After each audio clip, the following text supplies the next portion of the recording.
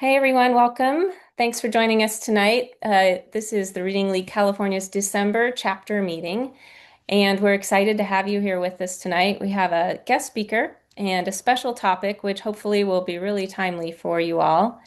Um, Let me advance this slide. There we go. Our guest tonight is Amie Burkholder. She's here for part two of a two-part series on using data to guide your instruction. So we're excited to listen to her talk tonight. It's a very engaging evening. So we have case studies planned. We hope you'll come off mute and participate or drop some of your participation in the chat as well. I'll turn it over to our chapter president, Sharon Dunn, with our mission and vision.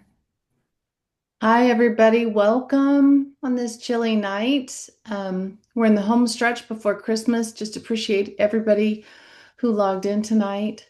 You're in for a treat to listen to Amie Burkholder and all the wisdom she has to share with this webinar for responding to data part two. So excited. And also just to remind you of our mission, if you go back. Sorry. Our mission here at the Reading League California is to promote an awareness, understanding, and use of evidence-aligned literacy instructional practices and curriculum in California based on reading science. And again, we're just so happy to have you and be part of this discussion tonight. Looking forward to the breakouts and what Amie has in store. Thank you. All right. At the Reading League California, we are an all-volunteer nonprofit. The QR code is there for you to join. So if you're not already a member, we invite you to join tonight. Your membership dues go right back into our organization, and it allows us to bring you free content like the content tonight. And we send out the resources from tonight's event in a follow-up email. In addition, Amie has written a book. And so if you stay to the end tonight, we are going to give away 3 copies of Amie's book, which is always fun and exciting. You have to be present to win. So that's our agenda for tonight. We're going to listen and learn and talk with Amie. We'll have our typical regional breakout rooms, and we'll have a few discussion prompts for you there.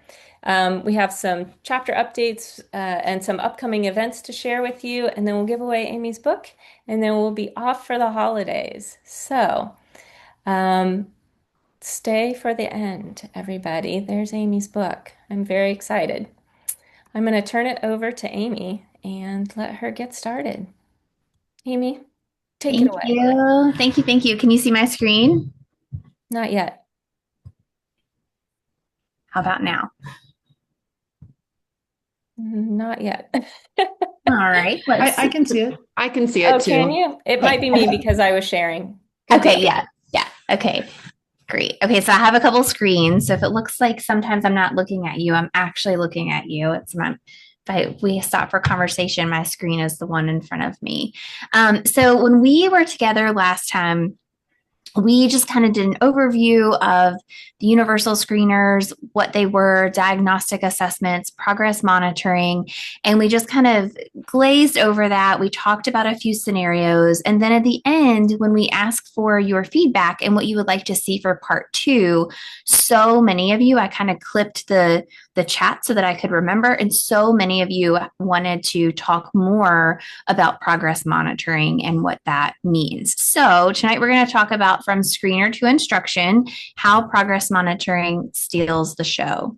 So for those of you who do not know who I am, I'm a K-5 literacy coach, and something that I take a lot of pride in is that I'm still in classrooms every single day. So I'm a K-5 literacy coach. I work with teachers in my district every day. I'm very grateful to have people at the central office that allow me to go out and do this work in other schools as well. So I'm a literacy consultant.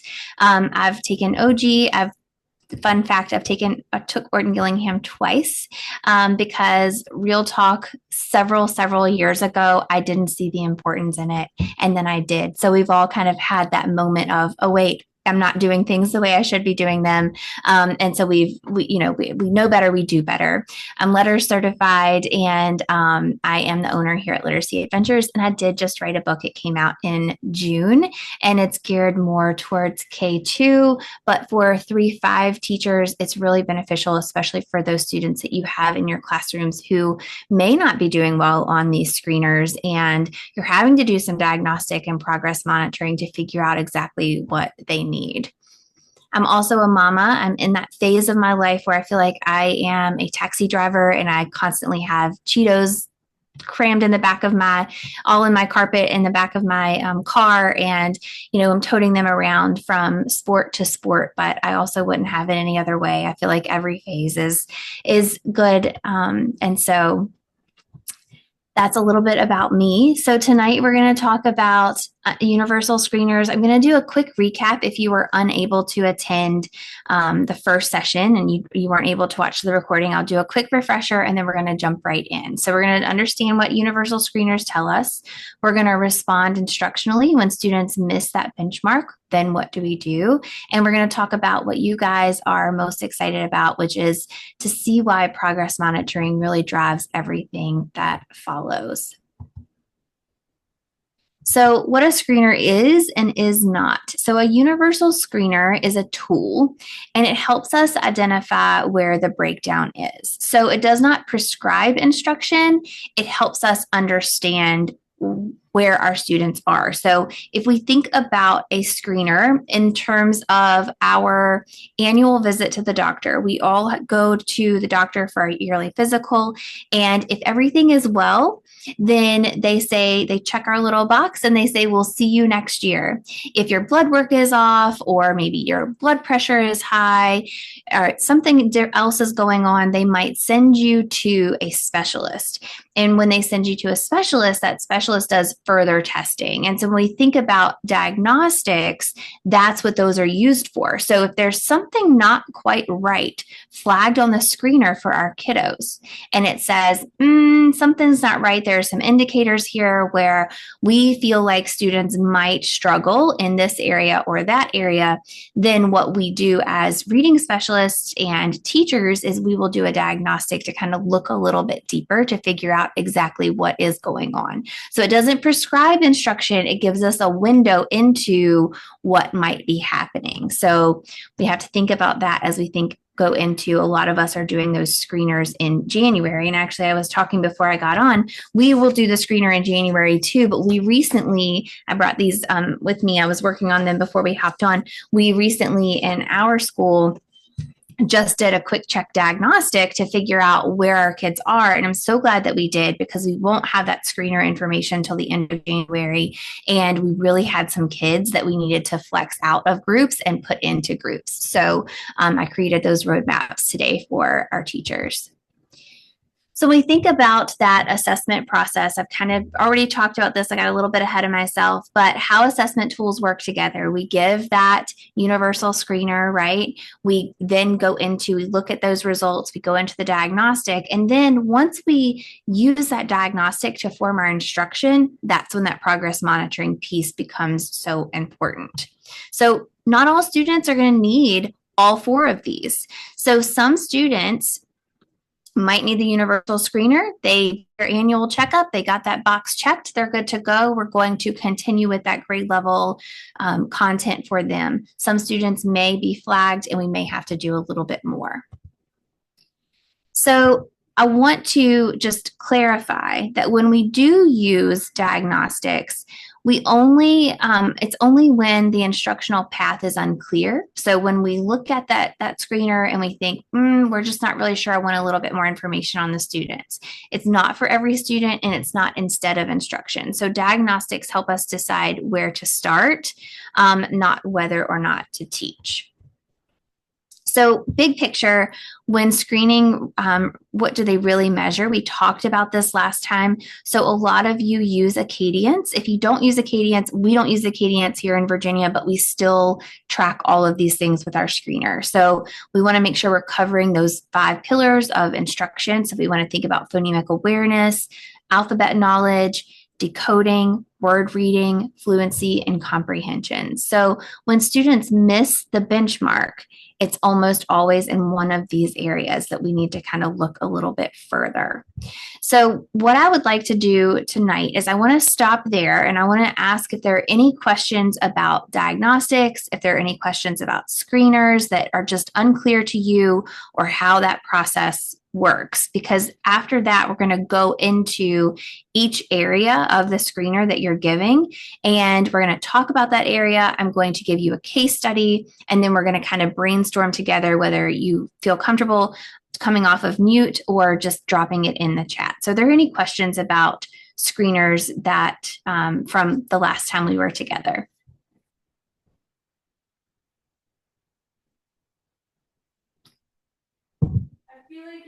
Can you name a couple screeners that you guys spoke about? Dibbles, things like such as that? Is that what you're talking?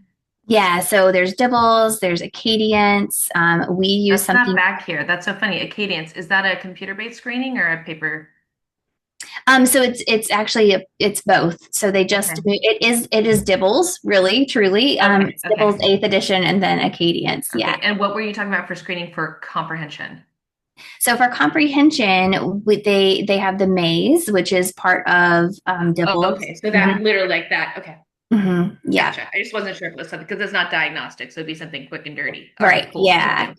And here in Virginia, we have a screener. It's very similar, but we always like email them. And we're like, this is a diagnostic because it gives us so much information. Yeah. Which isn't a bad thing, but when it takes a long time to test your kiddos, it can feel daunting for sure. It's just it's so much. Okay. Thank you. I appreciate it. Yeah.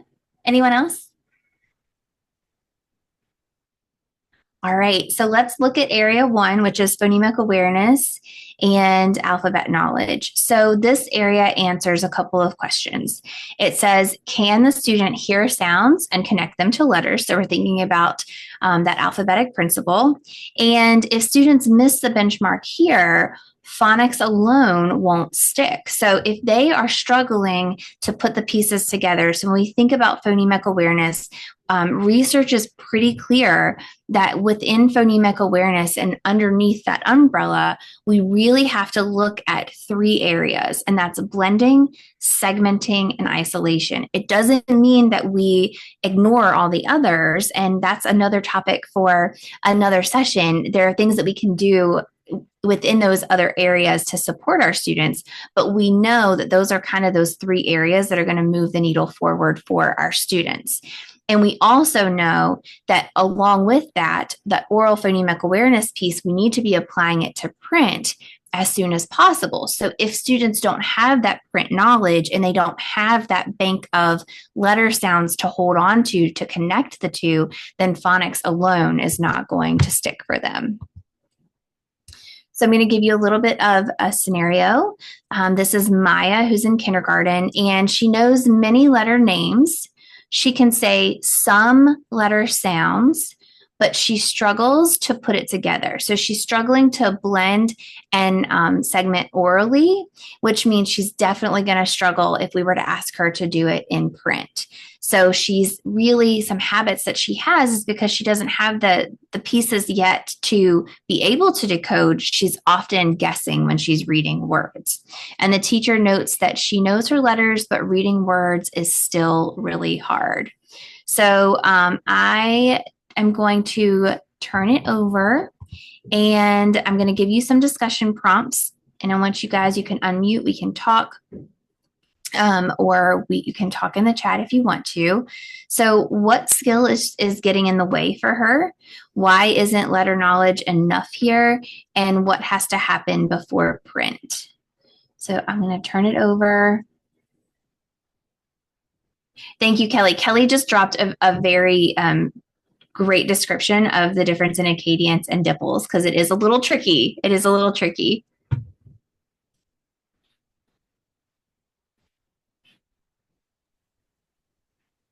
So what do we think about Maya? I know we're all tired. What do we think she's missing? What's getting in her way? Do you mind going back to the other screen so I can? Sure. Yeah.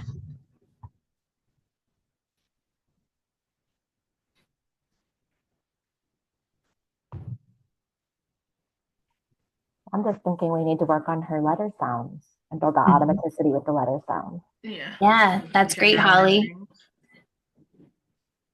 Yeah, I think sometimes, I had this conversation today. I was talking with Julia Lindsay, and we were talking about how sometimes it's not enough to just know your alphabet, right? You have to be pretty automatic to be able to put it all together. So that's a really great point, Holly. Yeah, Sarah says she doesn't have strong letter sound foundation, more work with blending and segmenting orally.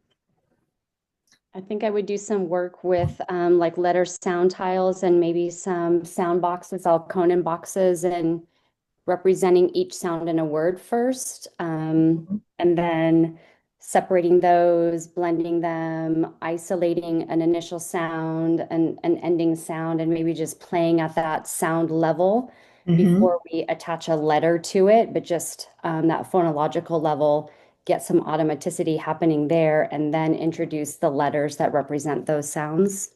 Yeah, I think that's really smart. And I think I'll piggyback on that when we're thinking about phonemic awareness and at the individual phoneme level, sometimes kids simply just don't know what we're asking them to do. So if they can't blend and segment at the individual phoneme level, I always kind of take it back until I get to a point where they get it, like they understand what I'm asking them to do. So you could take it back to the onset rhyme level, and I could say, my word is at, what's my word? If they're unable to do that, I might go back to the syllable level. So I might say pumpkin, what's my word? And if they can't do that, then you might go back to, and 99% of kids will get this one, the compound word level. So I might say football, what's my word? And so you don't have to spend a lot of time at that level, but sometimes they just don't quite understand what we're asking them to do. So you can work your way back up pretty quickly to that individual phoneme level as well. Sarah says word chaining with only sounds. I love that. Amy? I'm gonna try. Hey, I see you. Yes, I think it's great to address that phonemic awareness piece, right? To do it orally, listening the sounds, but in the piece that says guesses when reading words. So when she actually has to read words, probably it will be great to start decoding words using graphemes and phonemes that she already knows, so that what that student already knows. And very simple, right? Like consonant, vowel consonant words or vowel consonant words. So to build that confidence that the student can do it, and then build from there. Yeah.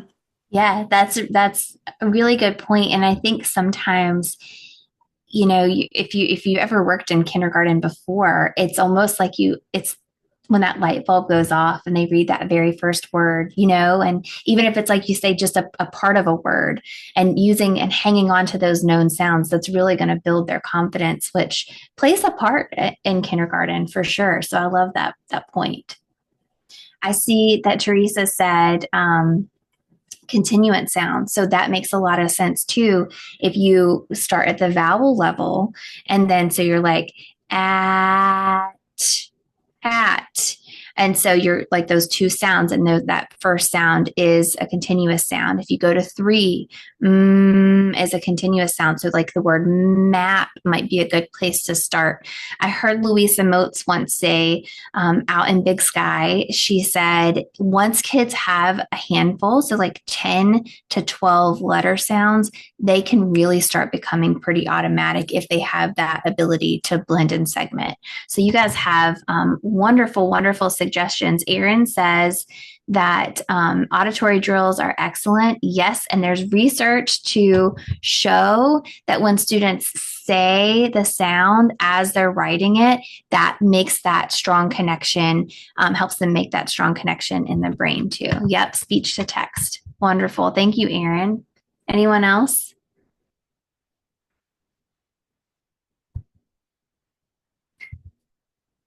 All right. So instructional focus. Look how great you guys did. We're going to look at oral blending and segmenting. Someone did say, I think Holly, you were talking about that beginning sound isolation, explicit letter sound connections. So we might do some daily PA routines. We're going to build that automaticity with those letter sounds. We're going to hold on, like Alejandra said, to the letter sounds that they know so we can build that confidence. And in tier 2, we're going to kind of slow that pace down and we're going to give them more feedback and we're going to give them more support. So when we think about progress monitoring, now that we have that instruction and we know what we're going to do, what do we monitor, right?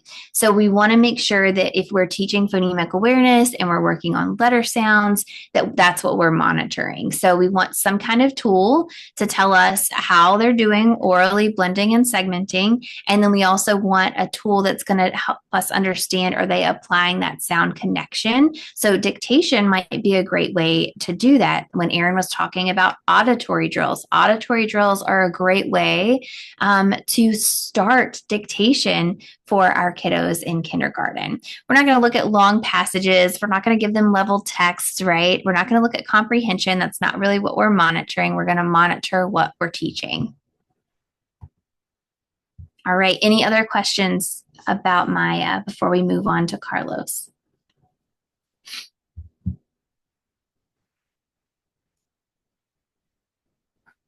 All right. Now Kristen and I were kind of talking about this before. I know that we have some older teachers here. So just because this says first grade doesn't mean that you might not have students in your classroom who are struggling with decoding and word reading. So first grade is there, but I also want you to really focus on what it is that the kiddos are struggling with, because I don't know about you, but we still have some decoding groups in our 3rd, 4th, and 5th grades in our schools. So it really isn't just first grade. I just stuck first grade on there so I can kind of make sure I was covering everyone. So Carlos, our area is going to be decoding and word reading. Carlos accurately decodes short words. So I'm thinking CVC words, but reading for him, his teacher described it as slow and exhausting, but he rarely guesses. So he has some tools because he's not guessing at words. So he knows that he has to sound them out. And his teacher says he gets there, but it takes a lot of effort. So I'm going to flip to the next screen, go over the discussion prompts, and then we'll go back so you guys can look at it. So is this an accuracy problem or an automaticity problem? Why might speed improve after accuracy and ease? And what would not be helpful to focus on right now? So I see a lot of people are saying automaticity. Yep. So why might this speed improve after the accuracy and ease? What do we think? And I would love if you want to, if you have students, and this is kind of making you think of a student in your classroom, to unmute or tell us in the chat, what are some things that we could do? What are some things that we could do to help Carlos if he can accurately decode, slow, but he's not guessing? That is such a good characteristic, because the kids that I tutor, I can often tell whether they've been handed a level text or not, and kind of taught how to guess at words versus being able to attack words. And Carlos has the skills to be able to attack words. Sarah says speed will improve with confidence and automatic repeated reading. I love it. Julie says more working memory will be available.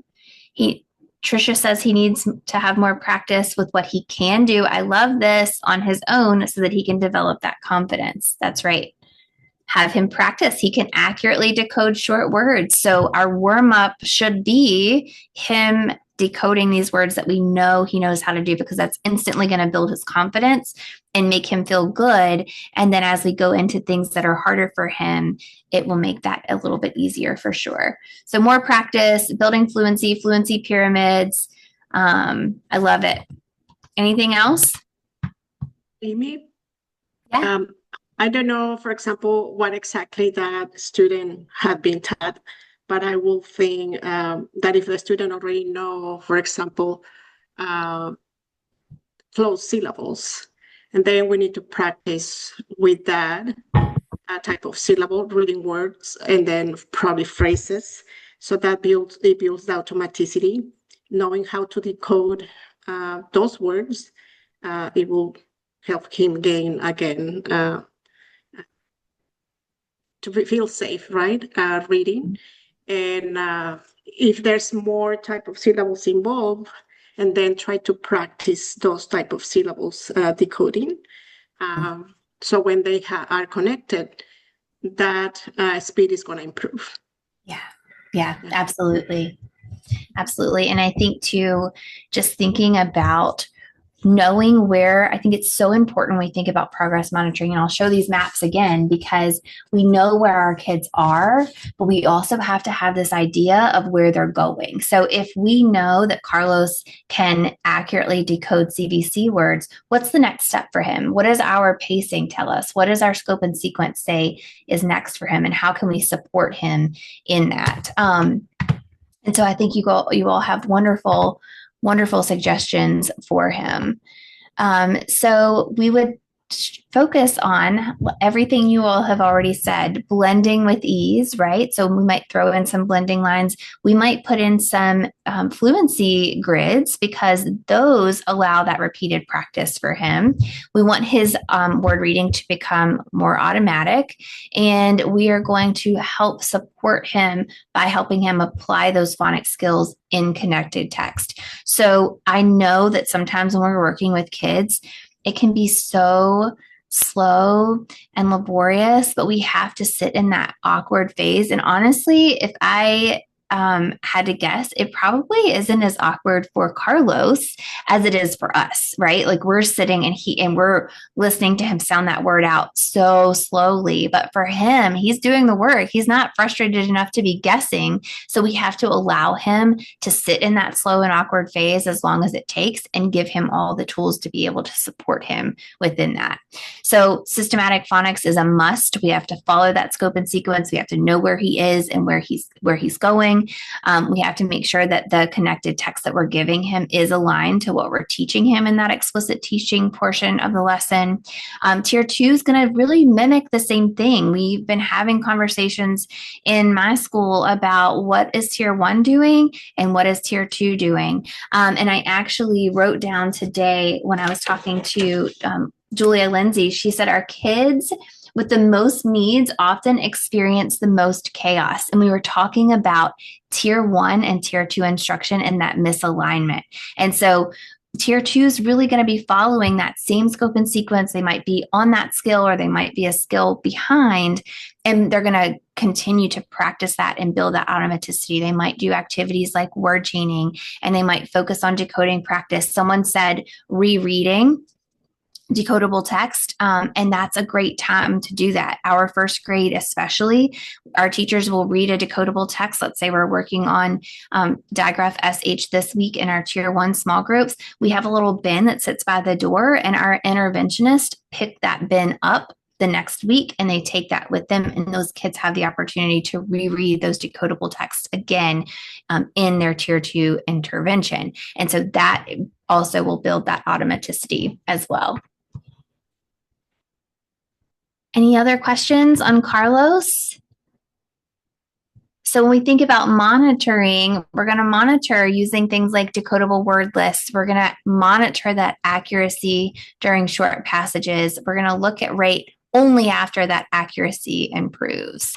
We're not going to give him a comprehension assessment. We're not going to look at writing samples for him. We're really going to zone in on that decodable piece. Sarah says, but what if we are teaching Tier 3 when they are working so far behind Tier 1 instruction? Sarah, that is the million-dollar question. And I think that's where we're starting to see some of the conversations move to, because we're thinking about these kids. And Sarah, you might be able to relate to this analogy, but it is true when the kids, when Julia said the kids that are struggling the most are the ones kind of living in this chaos, because we're throwing that tier one phonics skill at them. We're throwing this at them. We're throwing that at them. And so they're already struggling, and we're giving them all these other skills that they have to focus on. And so that's where that MTSS comes into play. That's where we really should be looking at the system level at some of these schools and some of our districts and say, what is happening and how can we tighten these routines and be really super consistent and purposeful with our instruction? Yeah, it is. They are such important questions, Erin. You're right. Yeah, you're exactly right. So we can't just move on without him, right? We have to really think about where our kids are and how we can best support them. So yes, that is very, very good conversations. So the next area is fluency and comprehension. And so let's see. And how do we build his background knowledge? Erin says, so especially in kindergarten, first and second grade, I feel like it's really hard because we are teaching from both sides of the rope, and it's hard to kind of merge those two. Whereas when kids are reading and they're fluent, it's really easy to kind of put it all together, push it all together. But in kindergarten, first and second, if we have students who are not able to decode on their own and they're learning how to read, we have to do the reading piece for them. So we have to pull in rich read alouds. We have to pull in that background knowledge and that vocabulary, because I love to think of it as this beautiful bridge. And you've got your decoding and your letter sound knowledge and phonemic awareness on this side, and you have your background knowledge, comprehension, and fluency on this side. And right at the top of the hill is kind of where things start to feel easy for kids. So if kids are starting at the bottom of this hill and they're working their way up, it's just like running up a hill. You get out of breath, your legs hurt, your heart's beating fast. And it usually happens right when you peak that hill. And then from that point, once you peak the hill, it's kind of all downhill. So when we think about that, we really have to think, how can we be supporting this side of the bridge while they're working on this side of the bridge? And it comes through rich read alouds, tying it into our content, science and social studies standards, and helping them have all the good stuff that they need to be able to really dissect a text so that when they're able to read, they can put it all together. Does that make sense? All right, so fluency and comprehension is what we're talking about next. So this area of our screener says that students can read accurately enough to make meaning, right? So this is the question that it's going to answer for us. So when decoding is solid, language now becomes the focus. All right, so this scenario is Talia, who is in second grade, and she reads quickly, but she skips endings like ed, ing, and that suffix s, and comprehension is really inconsistent. So the teacher says she sounds fluent until you listen closely. So we all have those kids in our room that read so fast, and when you really lean in and listen, maybe they're not reading as well as we think.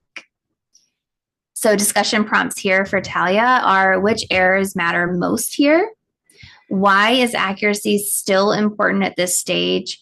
And what instruction should we prioritize first? So I'm going to go back.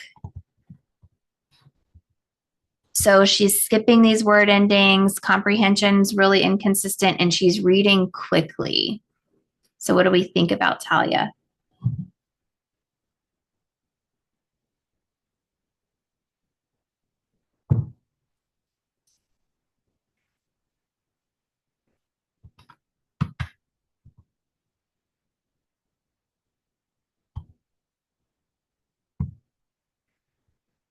So with Talia, it's about accuracy before rate, right? So she's reading really fast, but she's not really being very accurate. Multisyllabic decoding, if she's dropping off those endings, maybe she needs to practice reading multisyllabic words in isolation before moving to putting it in text. Meaningful word endings, it sounds like she might need some morphology instruction and support in that area as well.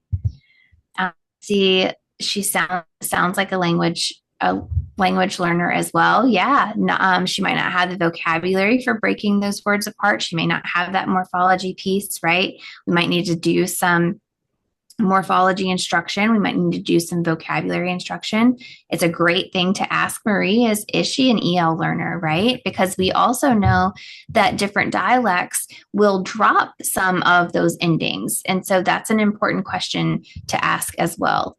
I see fluency practice, chunking units of meaning. Yes, Erin, great job. Finger spelling to slow down and hear all the sounds and practice articulation. Yeah, Jan Hasbrook says accuracy first, foremost, and forever. Oh, I love Jan. My friend Savannah and I always argue over whose Nana she would be in the real world if she were ours. Models of prosody for fluency. Wonderful. Yeah. So some multisyllabic routines. We're going to focus on accuracy and see if we can support Talia. Can I add to what everybody said? Is when the students are reading, like kinder, first, second grade, I think it's important for them to read the whole word and using the finger or a pointer, yeah, so they don't skip, they don't jump, they don't eliminate that part of the word. I think it's important, just kind of a strategy for them to read the whole word, so they won't eliminate the suffixes in the multisyllabic word. And another thing that can be done, there's a chart that can be built to build automaticity, and it gives you like 24 words that you choose with those endings, and the student has to read them in a minute, as many times as possible.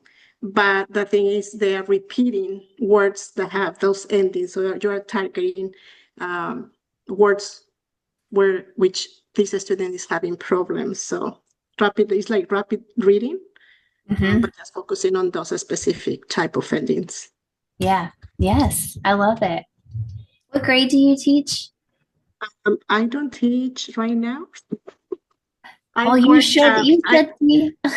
Yeah, I support students in our program, students that have dyslexia. So we have we have tutors that work directly with them, teaching them to read. And so I coordinate the program. But I have been a coach like you are doing it. So yeah, I see that what you're experiencing. So amazing. Kristen, I have one more scenario, but I also know that we have breakout sessions and stuff too. So we can skip over this one if you want to, or we can go through it quickly. Okay, all right. You want to do the scenario? Yeah. Okay, awesome. All right, so this is our last one. Again, doesn't have to be a third grader, but Malik is a third grader and he reads smoothly. He recalls, basic facts, but struggles to explain ideas, and informational text is the hardest for him. And his teacher says he can read it, but can't really talk about it. Thanks, Kelly. Thanks for being here. So discussion prompts for Malik. Is this a decoding issue? What role does language play here? And what kind of instruction would help him the most? Ooh, sentence frames. Help him organize his thoughts. Yeah, Erin says she would want to dig into the speech and language profile. I'm going to go back here so you guys can see.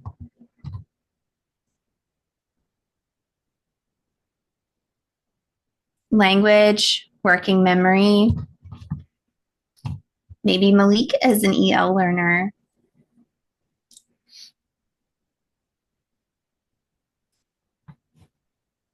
Anyone else?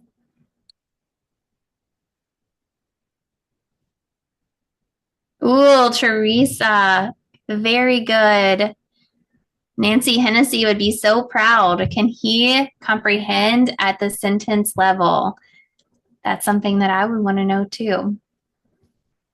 Practice summarizing, listening comprehension. What does it look like? Yeah, we have these conversations where, if this is a struggle here, comprehension, we kind of have to go back. We look at fluency. Now it says he reads smoothly, but what is his accuracy like? Like, what is his rate?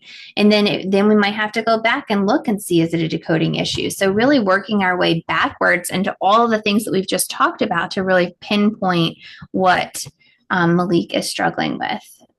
Yeah, background knowledge or oral language. Yes. So we would focus on oral language. We would focus on vocabulary and building background knowledge. We're going to pull in some content-rich read-alouds. We know that the nonfiction is particularly hard for him, so building in that background knowledge and pulling in real-world experiences for him. Having structured discussions is really important because often we forget about that piece of oral language. We've been kind of front-loading it into our kindergarten, first and second grade classrooms within our writing this year, and having students turn and talk and complete sentences and have conversations, because that's really the foundation for so many things. And our kids are coming in so much their oral language vocabularies are not what they used to be. And then maybe some short summaries. Again, talking about the sentence level is really important as well. So as far as monitoring progress goes, if we're teaching comprehension, then we want to monitor, is he able to retell? Is he able to give those short summaries? Is he able, can we give him some targeted comprehension probes? We wouldn't necessarily do phonics checks. What'd you say?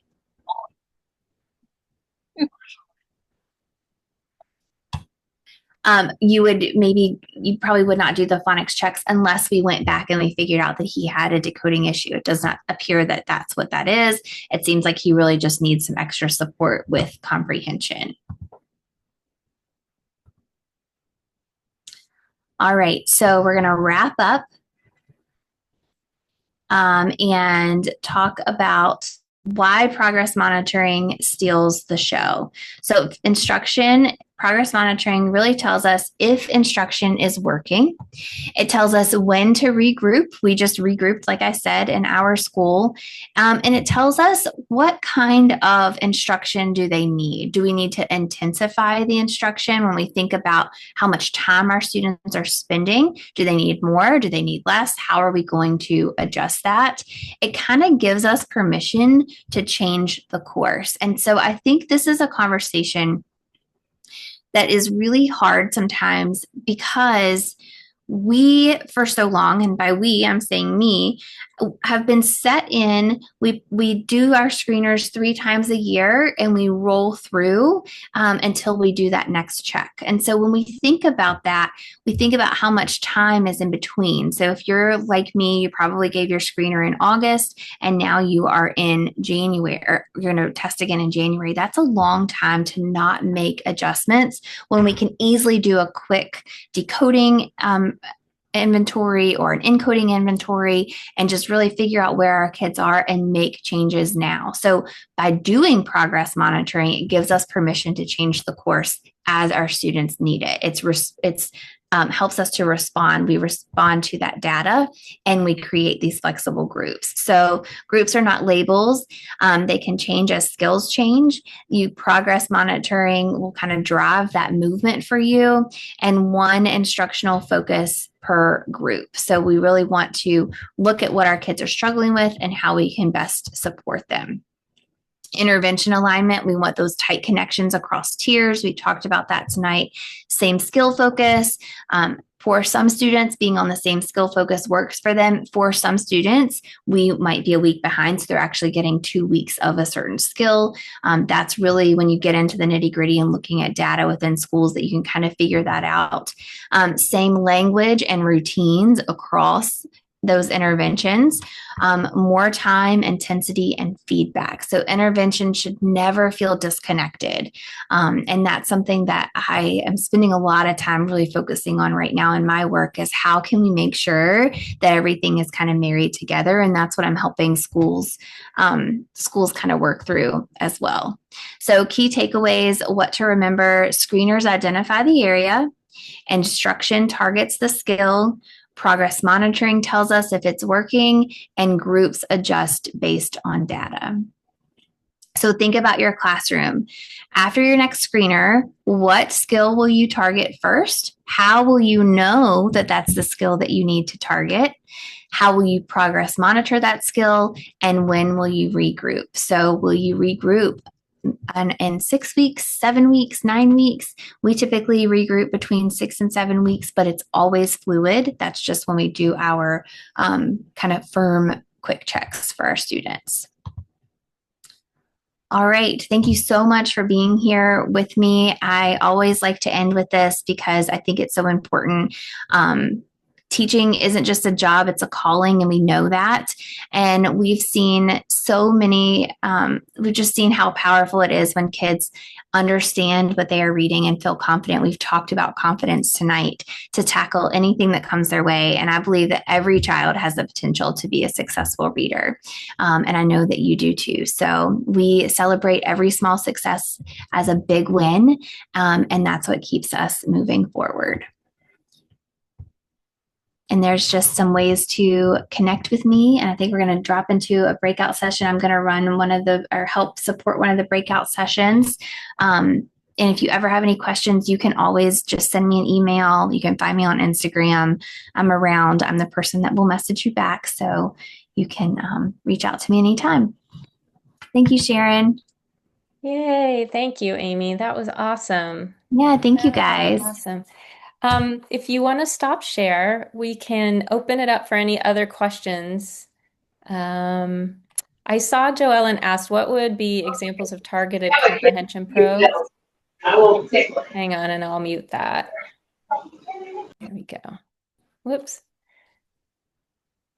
So if you have some questions, you can come off your mute or drop them in the chat. Oh, there you go. Hey, Sarah, go ahead. Hi. So I'm in a reading group on Facebook, and someone was saying that we need to progress monitor at their instructional level. So I'm doing Dibbles progress monitoring right now because we just gave Dibbles in November because our district's learning it. So I'm getting around to my first progress monitoring. So is that true? Should I be, if my third graders are working at an end of kindergarten level, should I be progress monitoring them at the kindergarten level or the first grade level? So Sarah, when you think about progress monitoring and you think about that difference in progress monitoring and screening, so your screening data is going to give you information to tell you where your students are based on where they should be. When you're progress monitoring, you want to know, is the instruction that I'm delivering working?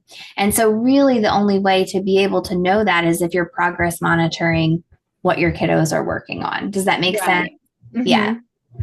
Okay, so I've been doing that with oral reading fluency. Like my third graders, I'll give them a third grade, and then I'll give them a second grade, and then I'll give them a first grade to see that they are making growth at that level. But I'm not doing it in like the subsets, like the PNF and the NWF and all of those. Yeah, you want to monitor what you're teaching. Yes. Okay. Thank you. Yeah. Sarah, I would just add to that, you may want to look at the sub skills to know if that's where the hole is. So if they're third graders and they're struggling with third grade passage reading, are they at benchmark in nonsense word fluency? Are they at benchmark in PSF? So it doesn't hurt to give those because that'll tell you if they have gaps in that phoneme segmentation. Then you can give a diagnostic. They may have holes that you need to fill below oral reading fluency. Right. And I know that Dibbles it gives you a recommended progress monitoring. So you can do all of them, but it'll come up with one that'll say, we recommend you do this area. So, okay, awesome. Thank you so much. Thanks for the question. That's a really good point, Kristen. So once you have decided where your instruction should start, you would progress monitor with what you're teaching. But Kristen, you made a really good point to what what should our instruction be? What else, you guys? Any other questions? I do have a question as I do a lot of IEP consulting and going, with parents to meetings and a lot of intervention. And so I'm also training teachers that are in school settings where I don't work anymore. And one of the things my biggest question for people who are in schools, which I would assume are most of you. So you have all these different profiles that you presented, Amie, right? Comprehension intervention, oral language intervention, decoding, multiple profiles. We didn't talk about any of the cognitive stuff that could be present there, right? But you can't do that all for every kid. So your progress monitoring, you've got 4 different profiles of kids. So really, when you're doing a tier 2, tier 3, what I'm seeing a lot of is it's just kind of one group. How are schools dealing with reading comprehension issues versus decoding issues? Are schools able to differentiate instruction? I mean, I'm sure it varies tremendously from state to district, even within the same state. But are people experiencing that in their school districts where they're, pulling kids out for reading comprehension intervention versus decoding versus writing, which is a whole other conversation. But I'm just curious about that because I'm not seeing that enough. That's not, so we're grouping kids together. I can speak to our school district, Bonita, in San Dimas, Laverne, California. I am the reading intervention coach, so I do pull small groups of students, and we are able to group them by skill level, regardless of grade level. So we actually will pull, we've got a 3rd grader who's working with our 1st grade group because that's the skill that he's working at. So we try to do that. It's not always feasible based on scheduling. But to me, that's where we see the most effective growth. That's so the most rare, growth. Carol. At least it's very rare to do multiple age groups. I think it's totally the way to go. Mm-hmm. Yeah. But again, there's so many components. They can't miss social studies. They're good, right? So it's complicated. But anyway, that's great. It is complicated. Those are great suggestions. It's, I think, helpful for everyone to hear that there are ways to think outside the box and to build your system at your school site or in your district the way that it is most responsive to the students' needs. So I appreciate hearing those different ways of doing it. Thank you for those questions. All right, I'm going to move us into breakout rooms so you can talk a little bit more. If you haven't been to a chapter meeting before, we use this time to make connections. One of the things we hear a lot is, who's doing this work near me? And so by hosting the breakout rooms, you get an opportunity to talk with some people who might live in your region. So look at this slide and figure out which breakout room is in the region where you teach or live. And when we open breakout rooms, you're going to have an opportunity to pick that number and then move into the breakout room with those folks. Okay, I'm going to advance the screen, but the regions are still over here on the side. So here's your job tonight. We usually spend about 10 minutes in the breakout room. Our end time tonight is a little bit longer, so we're scheduled to end at 7:15. We're going to come back from breakout rooms and give away a couple copies of Amie's book. When you get to your breakout room, somebody just be a quick facilitator. Quick intros all the way around. Don't spend too much time on that or you'll use up all your time on saying who you are and what you do. We would love to continue this conversation about screening and data-driven instruction. My guess is that many of you might not have given your middle of the year screener yet if you're in California. So talk about, when is your middle of the year screener? Have you given it? Is it in January? I'd love if you talk a little bit about what Amie highlighted via progress monitoring. Have you progress monitored between the fall, the beginning of the year, and now? And if so, what were you using for progress monitoring? So since you haven't given your middle of the year yet, were you using your screener, some diagnostics? Are there barriers or problems that you have with your screener or your progress monitoring? So give voice to some of those roadblocks that you're experiencing. And I'll give you a few minutes notice when the breakout rooms close or are ready to close. So thumbs up if you have your room number that you know you're going to go to. All right, good job, everyone. I am going to hit the breakout room button here. I'm going to open all the rooms, and then hopefully you can see a room to join. And if not, just hang on until everybody disperses and I can help put you in a room. All right, hopefully you're seeing, I see names moving. Always a blessing when Zoom works the way it's supposed to.